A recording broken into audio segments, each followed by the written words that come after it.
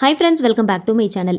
Tea போடுற கேப்பில் ரெண்டு பிரெட் ஸ்லைசஸ் வச்சு 8 பேர் சாப்பிட்ற மாதிரி ஒரு ஸ்நாக்ஸ் ரெசிபி ஈஸியாக 10 நிமிஷத்தில் எப்படி செய்யலான்னு பார்க்கலாம். ஆளுக்கு ஒரு பீஸ்னு சாப்பிட்டா கூட வயிறு நிரம்பிடும். டீ காஃபியோடு சேர்த்து சர்வ் பண்ணுறதுக்கு அட்டகாசமாக இருக்கும். எப்படி செய்யுதுன்னு பார்க்கலாம். ஒரு பவுலில் 5 டீஸ்பூன் அளவுக்கு கடலை மாவு சேர்த்துருக்குறேன். 5 டீஸ்பூன் கடலை மாவுக்கு 1 டேபிள் ஸ்பூன் வறுத்த அரிசி மாவு, 1/4 ஸ்பூன் மஞ்சள் தூள், 1/2 டீஸ்பூன் தனி மிளகாய் தூள், 1/2 டீஸ்பூன் ஜீரகத்தூள், 1/4 டீஸ்பூன் கரம் மசாலா, தேவையான அளவுக்கு உப்பு, 1 டீஸ்பூன் இஞ்சி பூண்டு பேஸ்ட்டு, கொஞ்சம் போல் எண்ணெய் ஊற்றிக்கலாம். ஒரு சிட்டிகை சோடா உப்பு சேர்த்துக்கோங்க. கடைசியாக 1 டேபிள் ஸ்பூன் வறுத்து பொடி பண்ணி வச்சுருக்கிற பொட்டுக்கடலை மாவு, இது எல்லாமே சேர்த்து ஒரு விஸ்க் வச்சு நல்லா மிக்ஸ் பண்ணிக்கோங்க. கொஞ்சமாக தண்ணி சேர்த்து நல்லா திக்காக மிக்ஸ் பண்ணி எடுத்துக்கோங்க. அப்போ தான் மாவு நல்லா ஒட்டுற மாதிரி இருக்கும், நல்லா புசு புசுன்னு வரும். ரொம்ப தண்ணியாக இருந்துச்சு அப்படின்னா நமக்கு சரியாக போட வராது.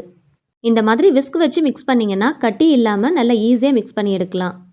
2 பிரெட் ஸ்லைசஸை 8 பீசஸாக போட்டு நம்ம எடுக்கிறதுக்கு இந்த மாவு ரொம்ப சரியாக இருக்கும். கொஞ்சம் கூட கட்டி இல்லாமல் நல்லா மிக்ஸ் பண்ணி எடுத்துட்டோம். இந்த மாதிரி எடுத்து ஊற்றி பார்க்கும்போது நல்லா திக்காக இருக்கணும். இந்த மாதிரி மிக்ஸ் பண்ணி எடுத்துக்கோங்க. இதை செய்யறதுக்கு 2 பிரெட் பீசஸ் தான் எடுத்துருக்கிறேன். இதை நான் கட் பண்ணுற மாதிரி கட் பண்ணிங்கன்னா 8 பீசஸாக நமக்கு கிடைக்கும். நம்ம எடுக்கிற பிரெட்டை ஒன்றுக்கு மேலே ஒன்று வச்சுட்டு கத்தியை வச்சு இந்த மாதிரி 4ஆக கட் பண்ணிங்க அப்படின்னா நமக்கு 8 பீசஸாக கிடைக்கும். சப்போஸ் நீங்கள் அதிகமாக எடுத்தாலும் தனித்தனியாக கட் பண்ணுறதுக்கு பதிலாக இந்த மாதிரி ஒன்று மேலே ஒன்று வச்சு கட் பண்ணிங்க அப்படின்னா ரொம்ப ஈஸியாக கட் பண்ணிடலாம். ஒரே மாதிரி ஷேப்பில் கட் பண்ணிக்கலாம்.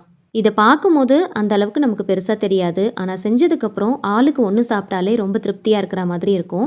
நம்ம மிக்ஸ் பண்ணி வச்சுருக்கிற மாவில் ஒரு பிரெட் பீசஸையும் போட்டு நல்லா டிப் பண்ணி எடுத்துக்கலாம். மாவை நல்லா திக்காக மிக்ஸ் பண்ணாதான் இந்த ப்ரெட்டில் போட்டு நல்லா கோட் பண்ணுறதுக்கு ஈஸியாகவும் வசதியாகவும் இருக்கும். இல்லைனா தண்ணியாக இருந்துச்சு அப்படின்னா ப்ரெட்டில் சரியாக ஒட்டாது. இதை செய்யறதுக்கு இரும்பு கடாய் இருந்துச்சுன்னா ரொம்ப பெட்டராக இருக்கும். இரும்பு கடாயில் கொஞ்சம் போல் ஆயில் ஊற்றி கொஞ்சம் கை பொறுக்கிற சூடு வரும்போது ஒரு பீசஸையும் இந்த மாதிரி மாவில் முக்கி போட்டு 2 பக்கமும் நல்லா செவந்து வர அளவுக்கு பொரிச்சு எடுத்துக்கோங்க. கொஞ்சம் கூட எண்ணெய் குடிக்காது. ரொம்ப ஈஸியாக செஞ்சு முடிச்சிடலாம். 2 பக்கமும் நல்லா செவந்து நல்லா கிறிஸ்பியானதுக்கப்புறம் வெளியில் எடுத்துடலாம்.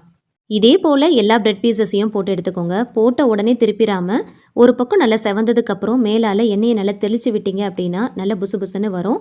அதுக்கப்புறமா இன்னொரு பக்கம் திருப்பி விட்டுட்டு 2 பக்கமும் செவந்து வந்ததுக்கப்புறம் ஃபில்டர் பண்ணி எடுத்துக்கலாம். நம்ம மிக்ஸ் பண்ணியிருக்கிற மாவில் கரெக்டாக 8 பிரெட் பீசஸ் போட்டிங்க அப்படின்னா ரொம்ப சரியாக வரும். அதிகமாகவும் இருக்காது, மிச்சமாகவும் ஆகாது. இதை பொரிச்சு எடுக்கிறதுக்கும் ரொம்பலாம் டைம் தேவைப்படாது. ரொம்ப சீக்கிரமாக சட்டுப்புட்டுன்னு பொரிச்சு எடுத்துடலாம். டீ போடுற கேப்பில் நம்ம செஞ்சு முடிச்சிடலாம். 10 நிமிஷத்தில் ரொம்ப ஈஸியாக ஒரு ஸ்நாக்ஸ் ரெசிபி ரெடி பண்ணிட்டோம். இது ஆளுக்கு ஒன்று சாப்பிட்டாலே ரொம்ப திருப்தியாக இருக்கும். எவ்வளோ கிறிஸ்பியாக இருக்குது பாருங்கள்.